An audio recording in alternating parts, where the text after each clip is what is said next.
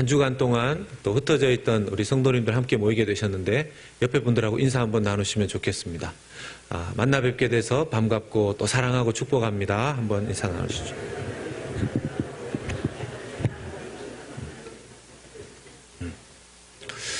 지금 요한복음을 계속 여러분들과 함께 나누고 있는데요. 여러분들 제가 숙제를 좀 내드렸었습니다. 요한복음을 좀 묵상하시고 와 주십사 그랬는데 읽고는 계십니까? 예, 이쪽에 몇 분 좀 읽으시고 어디에는 좀 읽고 계십니까? 예. 아마 요한복음을 미리 좀 읽고 오신 분들은 그런 생각들을 하실 겁니다. 했던 얘기 또 하는 것 같고 이 얘기가 그 얘기 같고 저 얘기가 이 얘기 같은데 왜 이렇게 성경을 길게 써가지고 앞으로 요한복음 끝날 날이 한참이나 남았는데 언제 저 설교가 다 끝이 날까 이런 생각하시는 분이 있지 않을까 그런 염려가 좀 됩니다. 하나님께서 성경을 기록하게 하실 때 이 66권에 나와 있는 내용들 하나하나를 왜 이렇게 우리 이 성경을 읽고 들어야 될 사람들에게 주셨을까? 아마 그것은 성경을 미리 짐작해서 생각해 봐서 알게 되는 것이 아니라 성경을 꼬박꼬박 우리가 묵상하고 성경 안에 기록된 내용들이 왜 이렇게 우리에게 이렇게 오랜 시간 동안 기록되고 또 보존되어져서 설교자들을 통해서 또 교사들을 통해서 이렇게 전달되는가 하는 부분들은 우리가 좀 성경을 더 가까이 할 때에 깨닫게 되리라 생각이 듭니다. 아마 요한복음을 그전에도 들어보셨던 분들이 있으시겠지만 이번 기회를 통해서 사도 요한이 하나님의 영감과 또 계시를 받아 왜 기록되게 해주셨고 또 오늘날 우리는 이 말씀을 들으면서 무슨 생각을 또 무슨 깨달음을 무슨 결단을 무슨 구체적인 실천을 해야 되는지 살펴보는 귀한 시간이 되기를 소원합니다. 사람들이 참 바쁘게 되면 여러 가지 일들을 좀 그르치는 경우들이 있습니다.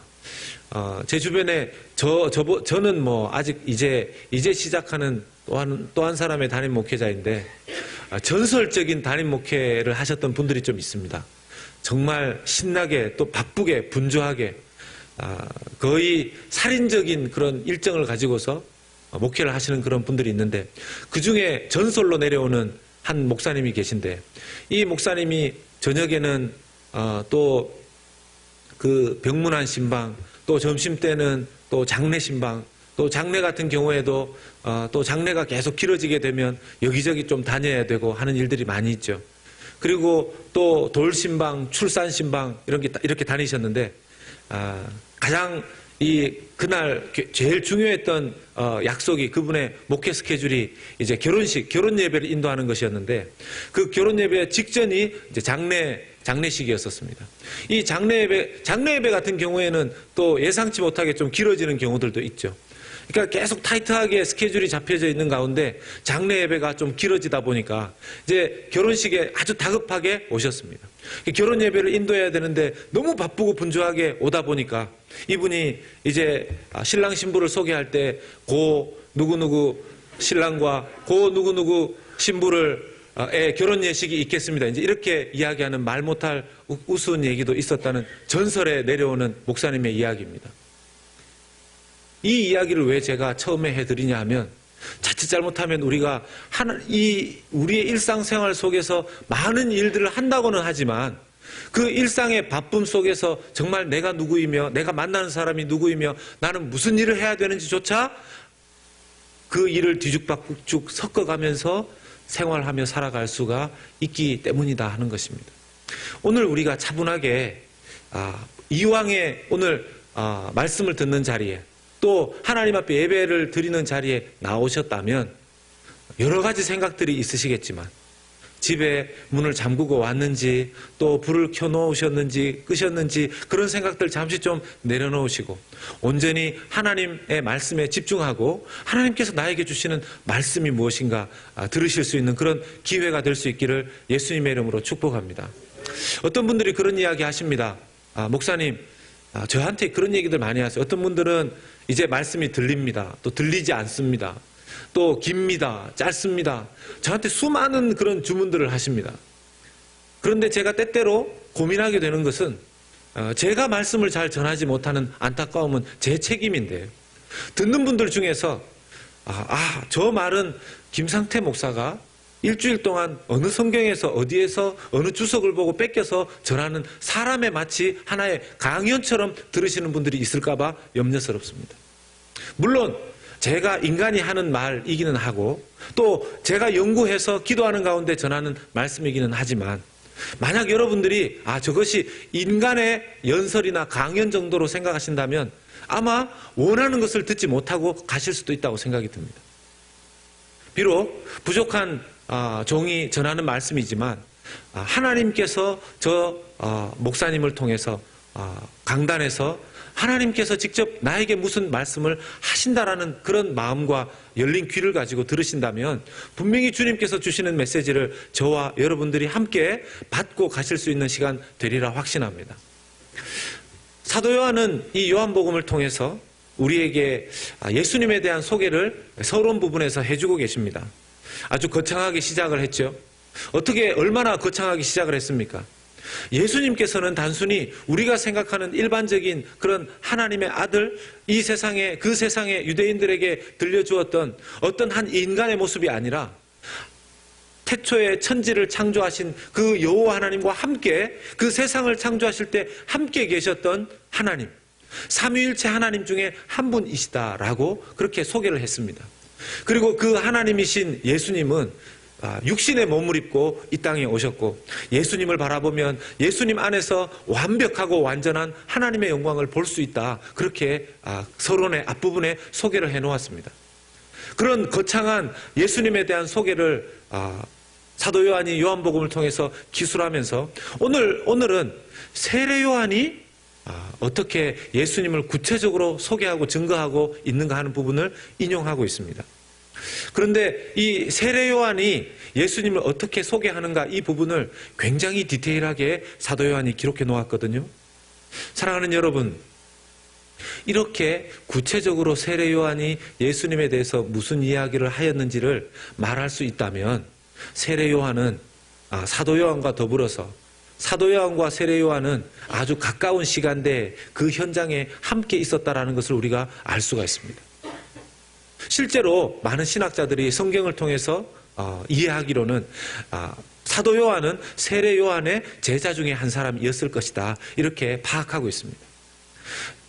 세례 요한의 제자였던 사도 요한, 예수님을 따르기 직전까지는 세례 요한을 따라다녔던 그 사도 요한이 직접 세례 요한이 어떻게 예수님을 증언하고 있는가 하는 것을 직접 눈으로 보고 귀로 들은 다음에 이 요한복음 안에 세례 요한의 예수님에 대한 증언들을 구체적으로 기록해 놓았다라는 것이죠.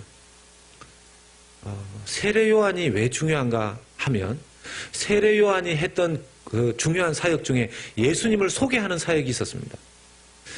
사도 요한이 요한복음을 기록하기도 전에 세례 요한이 예수님을 소개했죠. 세례 요한이 예수님을 어떻게 소개합니까? 세례 요한이 당대에 예수님을 직접적으로 소개하기 전에 세례 요한은 인기를 얻었습니다. 어느 정도로 인기를 얻었냐 하면 많은 유대인들이 세례 요한에게 나와서 세례를 받는 그런 지경에 이르렀습니다. 이것이 우리가 볼 때는 세례 받는 것, 회개하고 무엇인가 하나님을 믿기로 했으면 다 세례받는 거 아닌가 이렇게 생각할 수 있지만요. 그 당시의 문화 안에서는 당시의 실정 안에서는 쉽게 일어나기 어려운 일이었었습니다. 예를 들어서 그때 당시에 세례는 지금처럼 이렇게 흔하지 않았는데요. 누가 세례를 받았느냐 하면 이방인들 중에서 유대인이 되고 싶은 사람들. 여러분, 유대인의 특징이 있습니다. 유대인 남자는 태어나자마자 8일 만에 할례를 받게 되어 있습니다.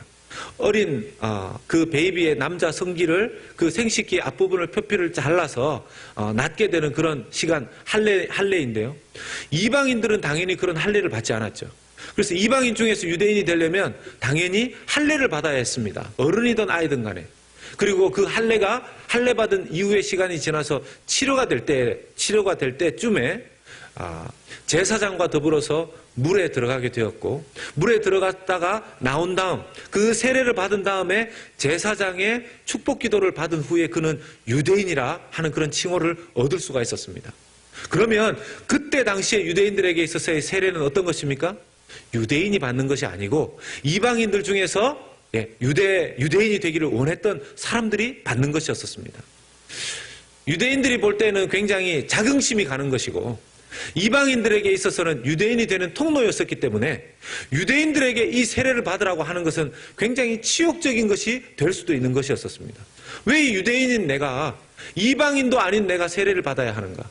그럼에도 불구하고 세례 요한이 어떤 사람이라고 하였습니까?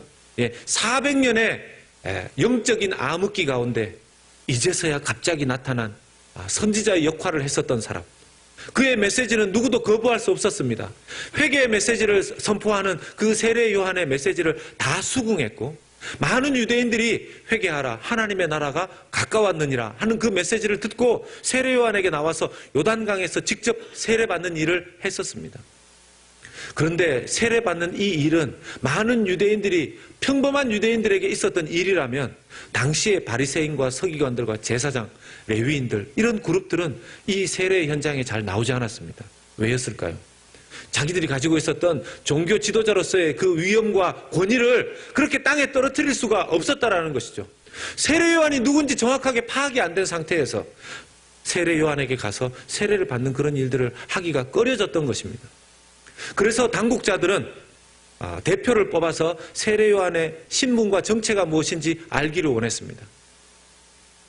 그 대표로서 제사장과 레위인들이 뽑혔고, 바리새인들은 제사장과 레위인을 보내서 세례 요한에게 묻게 됩니다. 당신이 누구입니까? 당신이 누구입니까? 아마 이 첫 번째 질문, 당신이 누구입니까?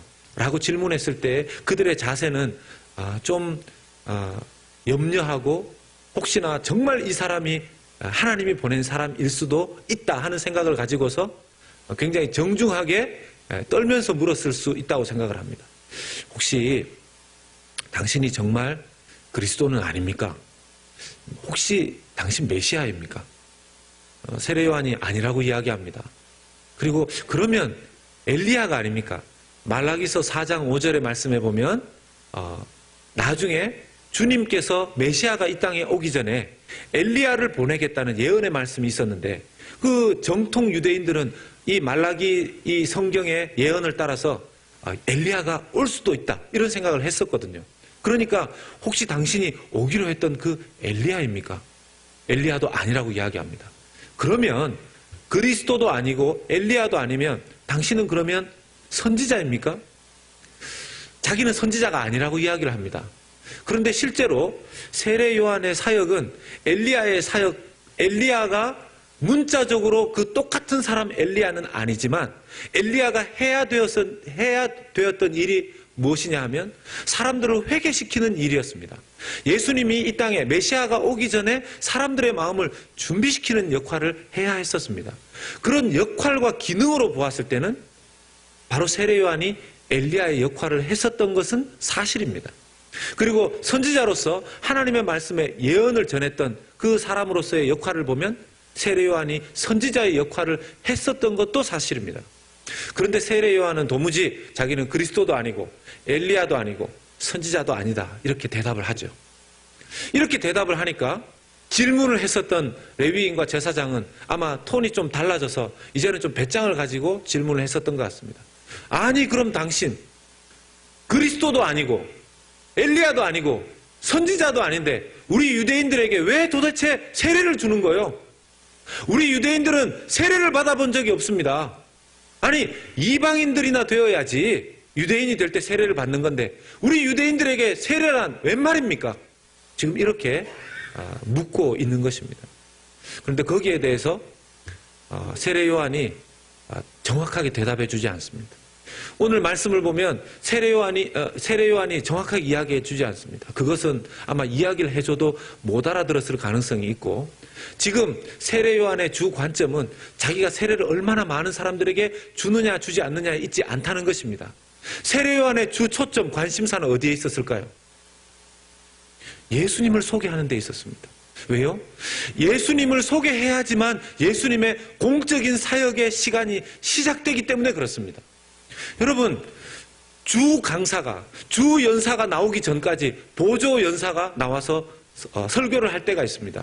강연을 할 때가 있습니다. 아니, 그렇지 않더라도 주인공이 무대에 등장하기 전에 누군가가 사회를 봅니다. 여러분, 그 사회자에게 집중하는 사람이 있습니까? 사회자의 가장 중요한 역할은 뭡니까? 누군가가 사회를 보는 사람이 자기가 마치 주인공인 것처럼 착각을 해서 말이 길어질 때 사람들은 뭐라고 얘기하죠? 당신 빨리 내려가고, 당신 빨리 내려가고, 사회자가 아니라 주인공을 빨리 올려보내십시오라고 앉아 계신 분들이 이야기하지 않겠습니까? 세례 요한은 바로 그 사회자의 역할을 했었던 것입니다.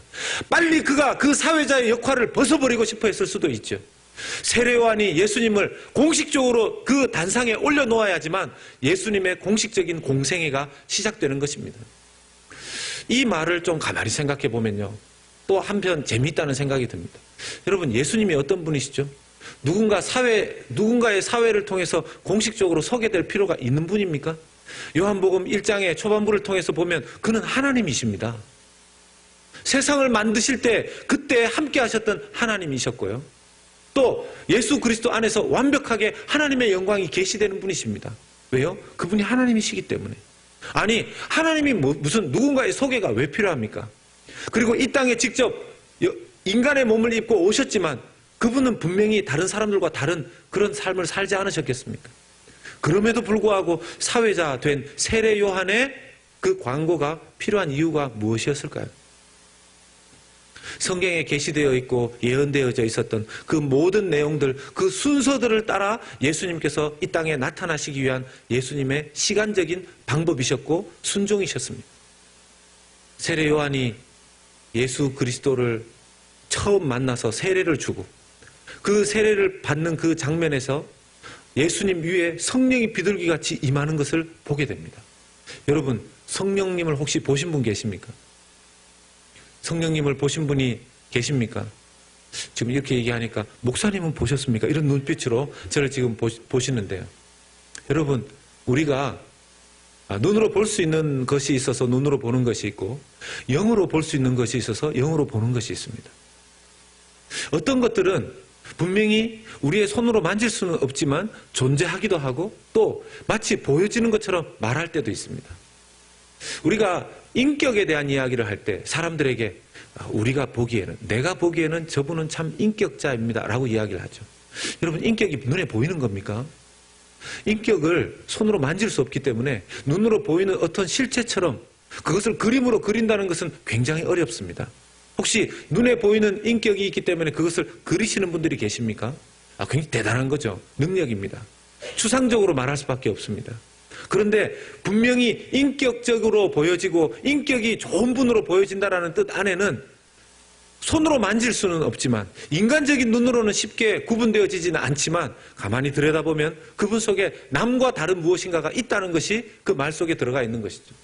성령이 비둘기같이 임했다라는 것, 아마 세례 요한의 영적인 눈이 뜨여져서 직접 본 것일 겁니다.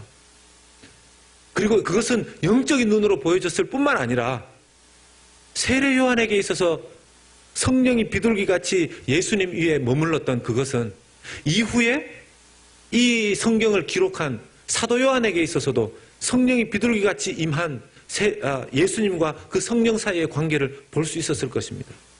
사랑하는 여러분, 세례 요한은 그 사도 요한이 이 요한복음을 기술할 때 다른 어떤 복음서와 다르게 성령에 대한 이야기를 굉장히 많이 합니다. 그리고 예수님에 대한 소개도 남다릅니다. 오늘 본문 말씀에 보면 예수님이 세례 요한에 의해서 세상 죄를 지고 가는 어린 양이다 하는 그런 말씀으로 예수님을 소개합니다. 예수님을 만난 이틀째입니다. 오늘 본문에 나오는 바 이틀째, 이튿날, 29절에 나오는 이튿날, 여러분, 저 이튿날이 바로 예수님의 공생의 제 둘째 날을 의미합니다. 예수님의 공생의 첫 번째 날 무엇을 하셨다고요? 세례 요한에게 나아가서 세례를 받으셨습니다. 둘째 날 세례 요한에게 다시 나오셨는데 그때 세례 요한이 예수님을 이렇게 소개합니다. 보라, 세상 죄를 지고 가는 하나님의 어린 양이로다. 여러분, 4개의 복음서 중에서 예수님을 하나님의 어린 양이라고 소개하는 복음서는 요한복음밖에 없습니다. 그리고 이 하나님의 어린 양이라는 이 칭호가 사도 요한에 의해서 계속해서 반복적으로 나타나는데 어디에 나타나냐 하면요, 사도 요한이 기록한 또 하나의 성경인 요한계시록 안에 계속해서 반복적으로 나타납니다. 요한계시록에 가보면 사도 요한이 이제 천상에 부활하신 이후에 천상에 하나님 보좌 우편에 계신 예수님을 계속해서 소개하는데 그때 어떤 칭호를 사용하냐면요. 하나님의 어린 양. 어린 양 되신 그분에게 모든 존귀와 영광을 돌려드린다는 그 고백을 환상 가운데 사도 요한이 하고 요한계시록 가운데 기록해 놓고 있습니다. 여러분, 왜 사도 요한만 이 얘기를 할까요? 사도 요한만 이 얘기를 할까요? 다른 세 개의 복음서 안에 어린 양 되신 예수 그리스도를 소개할 필요 없이 그때 당시에는 예수님에 대한 다른 이야기들, 기적들만 하면 됐습니다. 그런데 사도 요한은 예수 그리스도가 어떤 죽음으로 죽으셨는지를 좀 더 유대인에게 설명할 필요가 있었던 것이죠. 여러분, 유대인들의 입장에 있어서는 어린 양이라고 하면 떠오르는 사건들이 있었습니다. 유대인들이 생각할 때 어린 양의 첫 번째 그 성경의 기사는 가인과 아벨 사건 가운데 나와 있습니다. 첫 순교자였었던 아벨은 이 믿음으로 하나님 앞에 제사를 드렸는데 그때 사용했던 제물이 어린 양이었었습니다. 그리고 믿음의 조상 아브라함이 하나님 앞에 이삭을 바치기 위해서 데리고 갈 때 이삭이 물었죠. 아버지, 제사로 쓸 어린 양은 어디 있습니까? 그때 아브라함이 이야기합니다. 믿음으로 이야기합니다. 하나님께서 그 어린 양을 준비하실 것이다. 사실 그것은 믿음으로 주고받았던 대화이고 그 일의 결론은 우리가 다 알고 있는데요. 그 고백 속에 사실은 엄청난 예언이 들어있는 것 아니겠습니까? 세상의 모든 죄를 용서하기 위한 하나님의 제물로 나중에 나타나실 완벽한 그 제사의 제물 어린 양 예수 그리스도를 예표하는 하나의 사건이라고 할 수 있습니다. 사도 요한과 세례 요한은 그 어린 양 되신 예수 그리스도를 예수님이 나오시는 것을 보고 직접적으로 알 수 있었다라는 것입니다. 여러분, 세례 요한이 이 어린 양 되신 어린 양 예수 그리스도를 말했을 때 그것이 제자였던 사도 요한의 마음속에 그대로 남아 있었다라는 것이죠.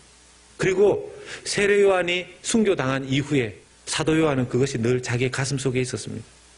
나의 스승 세례 요한이 들려주었던 그 증언,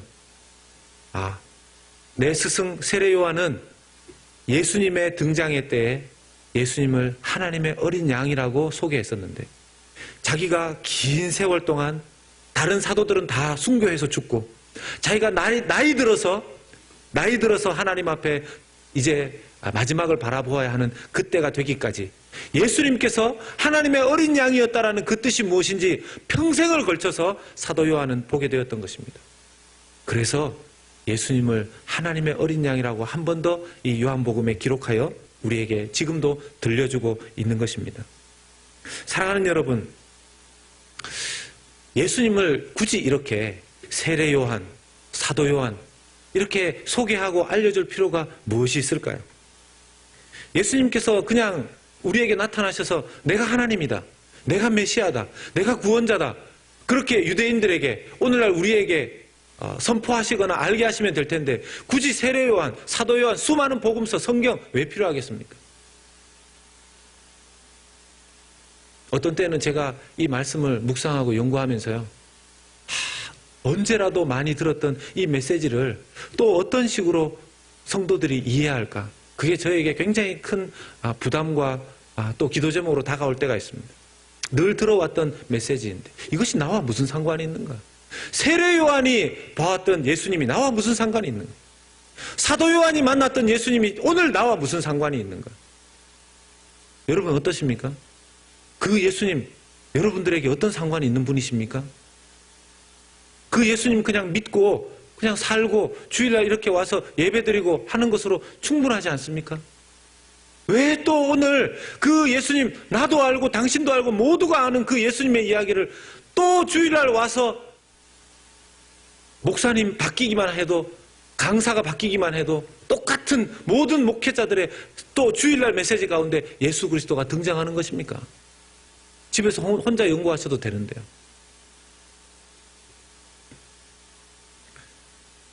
오늘 말씀 31절에 우리가 생각해야 되는 하나의 힌트가 있습니다.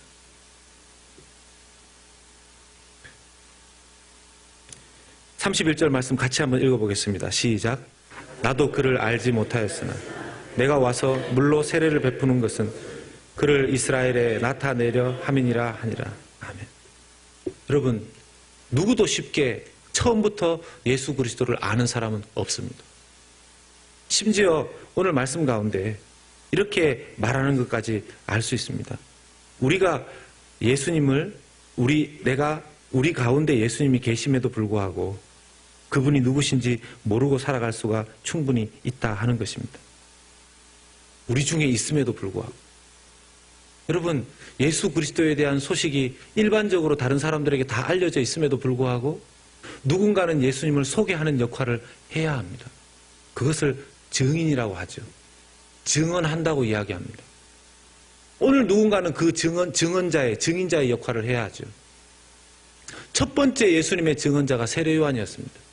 여러분, 그리스도도 아니고 엘리야도 아니고 선지자도 아니고 그러면서 자기에 대한 정체성을 무엇이라고 이야기합니까? 23절의 말씀에 이르되 나는 선지자 이사야의 말과 같이 주의 길을 곧게 하라고 광야에서 외치는 자의 소리이다. 광야에서 외치는 자의 소리라고 이야기합니다. 여러분, 광야에서 외치는 자의 소리, 멋있게 들리는 문장이지만 정말 그렇게 우리가 살 수 있을까요? 우리는 광야에서 외치는 자의 소리처럼 한번 들려지고 누군가를 소개하고 없어지고 싶은 것이 아니라 잊고 싶지 않습니까? 이 세상에서 무엇인가 드러내고 붙잡고 싶지 않습니까? 무엇인가를 하고 싶지요. 우리는 이 세상에서 무엇인가를 하고 싶은 사람입니다. 누군가를 소개하는 소리가 아니라 내 주장을 하고 싶은 사람들입니다. 내 얘기를 하고 싶은 사람들입니다. 우리가 누군가와 대화하다가도 이야기하지 않습니까? 누가 자꾸 상대방의 얘기가 길어지면 그만하고 내 얘기 좀 들어봐봐. 그만하고 내 얘기 좀 들어봐. 무슨 뜻입니까? 내 주장도 좀 하고 싶다는 거죠. 내 주장도 좀 하고 싶다는 거죠. 이런 세례 요한의 정체성을 가지고서 살아가는 사람들이 얼마나 되겠습니까? 여러분, 명함만 봐도, 여러분들, 저는 명함을 아직 못 봤습니다. 명함만 봐도 그 명함 안에 자기를 소개하고 싶은 내용들이 얼마나 많이 기록되어 있는지 모릅니다. 심지어는 이분의 진짜 역할이 무엇인지, 전 무슨 이전에 했던 거 다 기록해놨죠. 전 무슨 협회 회장이고, 전 무슨 협회 이사고, 전 무슨. 근데 나중에 도대체 이분은 현재 무슨 일을 하시는가? 그래서 나중에 쭉 가다 보니까 현 집에서는 쉬고 계신, 이렇게. 네. 무슨 얘기를 하고 싶은 겁니까? 나를 알아달라는 거죠. 사람들이 자기를 알아주지 않으면요, 소리처럼, 그냥 지나가는 소리처럼 여기면 그걸 좋아할 사람이 누가 있습니까? 제가 들었던 한국의 그 기사 중에 하나는 어떤 기업체 사장님이 그 빌딩에 너무 오랫동안 계셔서 빌딩 문을 관리원 경비하시는 분이 잠궈버렸는데 자기가 나가려고 하니까 잠겨져 있어서 연락을 해서 겨우 문을 열고 나가는 과정에 그 문을 잠근 경비원이 문 잠궜다고 뺨을 때렸대요. 왜 때렸겠습니까? 문 잠궜다고 때렸겠습니까? 아니죠. 자기가 누군데 감히 자기가 아직 나가지 않았는데 문을 잠궜냐는 거죠. 여러분, 광야에서 외치는 자의 소리가 되고 싶은 사람이 누가 있습니까? 오히려 이 땅 가운데서 우리는 자기 주장을 하면서 살고 싶죠. 왜요? 여러분, 그렇게 우리가 더 많이 가지고 더 많이 배우고 더 높은 위치에 올라가고 싶은 이유가 무엇입니까? 내 주장을 하고 싶은 거 아닙니까? 내가 더 영향력 있는 그런 그런 위치에 가고 싶은 거 아닙니까? 여러분, 세례 요한이 어떤 사람이었다고요? 다른 사람들이 볼 때 메시아라고 해도 그럴 줄 알았습니다 할 정도의 사람이었죠. 엘리야라고 해도 그럴 줄 알았습니다. 선지자라고 해도 분명히 저는 당신을 선지자라고 생각했습니다. 이렇게 이야기를 듣고도 남을 사람이었었습니다. 그런데 그가 그 모든 것을 아니라고 부인하고 난 다음에 자기는 광야에서 외치는 자의 소리다 이렇게 이야기를 합니다. 자기는 nothing, 아무것도 아니고 저는 예수님만 소개하면 된다라는 거죠. 혹시 우리 중에 그런 분 계십니까? 우리의 기도조차 우리는 그렇게 하지 않습니다. 주님, 나를 좀 생각해 주십시오. 나를 좀 생각해 주십시오. 제 기도를 좀 들어주십시오. 이 땅에서 살아가고 있는 나의 어려운 형편을 좀 살펴봐 주십시오. 이게 우리 기도 아닙니까? 근데 주님께서 사실 우리의 기도를 들어주시는 중요한 방법이 있다면요, 주님, 저는 주님의 뜻이 무엇인지가 기도 가운데 저에게 이루어지기를 원합니다. 기도의 방향이 사실 바뀌어야지만 우리는 바른 기도의 응답을 경험할 수가 있을 것입니다.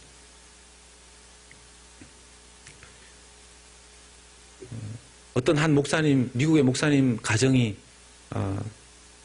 휴가를 떠났습니다. 사우스다코타라는 지역으로 휴가를 떠났는데 거기에 가면 블랙힐즈라는 마운틴이 있답니다. 가보신 분 혹시 계십니까? 거기에 이 크레이지 홀스라는 사람의 기념관이 그 지역 쪽에 있는데 미국 안에도 유명한 전설적인 사람이 있죠. 기념관을 만들고 달라스에도 기념관이 있지 않습니까? 또 여러분 그 러시모아 그 마운틴입니까? 거기 가보면 그 미국의 대통령 4명의 그 이렇게 조각상도 해놓지 않았습니까? 원래 이 땅이 미국 땅이 아니었고 네이티브 아메리칸들이 살지 않았습니까? 그들을 쫓아내고 세운 사실 땅인데 이 인디안들 안에서도 전설적인 인물이 있는데 그 전설적인 인물의 이름이 크레이지 홀스입니다. 이 크레이지 홀스라는 전설적인 제7기병대를 몰살시킨, 그러니까 미국으로 봤을 때는 전설적인 인물이 아니라 뭐 두려운 사람이죠. 제7기병대를 거의 몰살시킨 사람이 32살의 나이에 젊은 인디안 크레이지 홀스였다고 합니다. 이 크레이지 홀스를 기념하고 싶어서 1948년에 그쪽 지역의 인디안 주장인 스탠딩 베어, 일어서 있는 곰이라, 이름이 일어선 곰인데 일어서 있는 곰이라고 하는 사람이 폴란드 출신의 조각가인 카자크 지올코브스키라는 사람에게 이 크레이지 홀스라는 사람을 우리도 이 블랙힐즈라는 곳에 조각상을 만들어 주십시오. 이렇게 부탁을 한 거죠. 이 지올코브스키가 그 부탁을 듣고 크레이지 홀스에 대해서 연구를 합니다. 그리고 어느 정도의 규모로 조각을 할 것인가. 사실 그 4명의 대통령을 조각하는 그 일에 보조자로 참석했던 사람이 바로 이 지올코브스키였었습니다. 그래서 이번에 자기가 부탁받은 이 크레이지 홀스를 어떻게 조각할까 연구를 해보니까 자기가 봤을 때는 이 사람들은 미국의 대통령보다도 더 크게 만들어야 되는 조각이라고 생각을 했던 거죠. 어느 정도의 크기로 만들었냐 하면 총 171m로 새기는 그런 플랜을 세웠는데 이게 규모가 워싱턴 기념탑보다 2.4m가 더 높고 러시모아 마운틴의 4명의 대통령의 얼굴보다 9배나 더 큰 조각이었다고 합니다. 평생을 산 전체를 그래서 30년을 그가 계속 조각을 했는데 30년의 조각을 통해서 만든 게 뭐냐면 얼굴 만들었답니다. 얼굴. 나머지 지금 뭐 말 그리려고 하고 뭐 이렇게 하려고 하면 한참이 더 남은 거예요. 이분이 1982년에 만들다가 돌아가셨습니다. 다 못 만들고. 그래서 사람들이 이제 이걸로 끝인가 그랬는데 이 지올코브스키에게는 10명의 자녀가 있었는데 그 자녀들 중에서 또 조각가들이 모여서 이 지금 크레이지 홀스의 그 마운틴에 조각하는 걸 계속하고 있다고 해요. 지금 대략 완공 예정이 2050년쯤 된다고 합니다. 어떤 사람들이 지올코브스키에게 계속 그 일만 하니까 가서 물었대요. 당신 왜 이러냐고. 당신 같은 위대한 조각가가 왜 이 일에 이렇게 목숨 걸고 이 조각을 하는 겁니까? 지올코브스키가 그렇게 대답했답니다. 여러분들의 인생이 끝날 때에는 여러분들 자신에게 이런 질문을 해보면 여러분들은 어떻게 대답하시겠습니까? 나는 내 인생에 내가 해야 할 일을 다 끝내었는가? 저는 제 인생에 제가 맡은 일을 꼭 끝내고 싶습니다. 그것이 그의 대답이었다고 합니다. 사랑하는 여러분, 여러분들에게도 여쭤보겠습니다. 여러분들과 제가 우리 인생이 끝날 때 우리가 우리 자신에게 나는 내가 해야 할 일을 다 끝냈는가 하는 그 질문에 대해 우리 자신 어떻게 대답해야 할까요?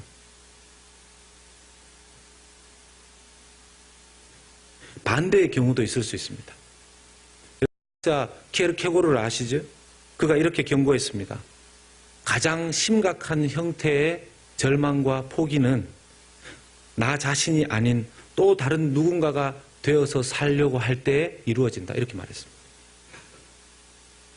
오늘 제 제 애들 얘기 안 하려고 했는데 좀 조심스러운데 제 애가 왔는데 약간 시무룩한 얼굴로 이렇게 일부 예배 마치고 저를 만났어요. 그래서 표정이 안 좋아서 왜 그러냐 그러니까 자기 딴에는 이제 이번에 9학년 되죠. 자기 딴에는 주일날 이렇게 교회 온다고 좀 패션에 신경을 쓰고 이렇게 왔는데 자기 누나가 자기를 보더니만 어떻게 옷을 그렇게 입을 수 있냐. 그 얘기를 듣고 너무 이렇게 마음이 안 좋았던 거예요. 사실 제가 봐도 좀 그럴 수 있다는 생각이 좀 들었어요. 근데 그렇게 얘기해주면 안 되죠. 얘기했습니다. 누나가 생각하는 패션의 개념이 있겠지만 너는 너다. 너는 가장 너답게 입고 너를 너답게 생각할 때 네 자신이 되는 거다. 별거 아닌 얘기인데 제가 설교 준비하다가 이걸 생각이 나서 그 얘기를 해줬는데 굉장히 밝아져서 갔어요. 사랑하는 여러분, 우리가 언제 불행하다고 느낍니까? 자기 자신이 되려고 살아가는 게 아니라 누군가인 것처럼. 목회자인 제가 다른 어떤 성공한 목회자를 따라하려고 하는 것처럼 비즈니스 하시는 분이 다른 어떤 성공한 비즈니스와 늘 비교하면서 살려고 할 때 내 인생의 모델의 마치 누군가를 닮지 않으면 누군가와 비슷해지지 않으면 어느 정도만큼 가지지 않으면 어느 정도만큼 살지 않으면 어느 정도만큼 타지 않으면 실패한 사람인 것처럼 스스로 자꾸 그와 비교할 때 우리의 인생은 절망과 실망으로 이루어지게 되는 것이 아니겠습니까? 가장 나다운 것. 하나님께서 나에게 부탁하신 가장 나다운 것이 무엇인가 살펴보아야 될 것입니다. 사랑하는 여러분, 이제 말씀을 맺으려고 합니다. 사도 요한이 자기의 전 생애를 걸고 이제 요한복음을 통해서 나타내려고 했었던 예수님에 대한 증거, 그것은 자기의 고백이며 자기가 직접 눈으로 보고 들은 것에 대한 증언이었었습니다. 여러분, 제가 한번 찾아봤어요. 그 증인서, 여기 법하시는 분들은 알겠지만 그 증인이 써야 되는 그 증인 서약서라는 게 있던데 그 증인 서약서 안에 이런 내용이 들어가야 된답니다. 저는 오직 제가 보고 들은 것만을 말하는 것으로 말하겠습니다. 만약 내가 보고 들은 것이 아니라면 이건 내가 보고 들은 것이 아닌 간접적인 증언이라는 것조차도 거기에 기록해야 된다는 것입니다. 그러니까 자기가 직접 보고 들은 것과 그렇지 않은 것에 대한 차이가 있다는 건데 지금 요한복음 안에 기록되어져 있는 이것들은 사도 요한이 자기가 직접 본 거라는 것이죠. 직접 들은 것이라는 겁니다. 여러분들이 예수 그리스도 안에서 직접 보시고 직접 들으신 것은 무엇입니까? 간접적으로 늘 누군가가 이런 경험을 했다더라. 누군가가 이런 체험을 했고 누군가에게 예수님을 소개할 때 저는 예수님에 대해서, 저는 신앙에 대해서는 알려드릴 게 별로 없습니다. 좀 저기 목사님을 만나보시든지 그 권사님을 만나보시든지 그 장로님을 만나보십시오 라고 말한다면 아직까지 우리는 예수님의 증언자의 삶을 제대로 살고 있지 못한 셈이 되는 것입니다. 한 가지 더 부연 설명하자면 세례 요한에게 예수님이 세례를 받았을 때는 똑같이 물 세례를 받았지만 예수님에게는 특별한 일이 일어났습니다. 무엇입니까? 성령이 비둘기같이 임한 것이죠. 그 이후에 예수님을 믿는 자들에게는 똑같은 일이 일어나는 것을 여러분들 알고 계십니까? 이제는 이전의 물 세례가 아니라 예수님을 믿는 자들에게 똑같이 성령 세례가 임하시는 줄로 믿으시기를 축원합니다. 예수님을 믿는 자들에게는 똑같이 비둘기 같은 성령이 우리에게 머물고 임하시는 줄로 믿습니다. 그러면요, 이제는 달라져야죠. 눈에 보이지 않지만 보이는 삶을, 보이는 증언자의 삶을 살아야 될 줄로 믿습니다. 50년 된 우리 교회의 사명, 처음 66년도 8월 15일 이 교회가 시작되었을 때 유학생 몇 명이 함께 모여서 유학생들에게 밥해 주시고 유학생들과 함께 성경 공부하기를 원했던 그 목사님 가정과 더불어서 그 중에 어떤 분은 예수님 잘 몰랐을 수도 있을 거고요. 어떤 분은 예수님 알고 계셨을 수도 있겠지만 어쨌든 그때로부터 해서 우리 교회가 50년 후에 이렇게까지 세워졌습니다. 달라스 연합교회의 사명은 무엇일까요?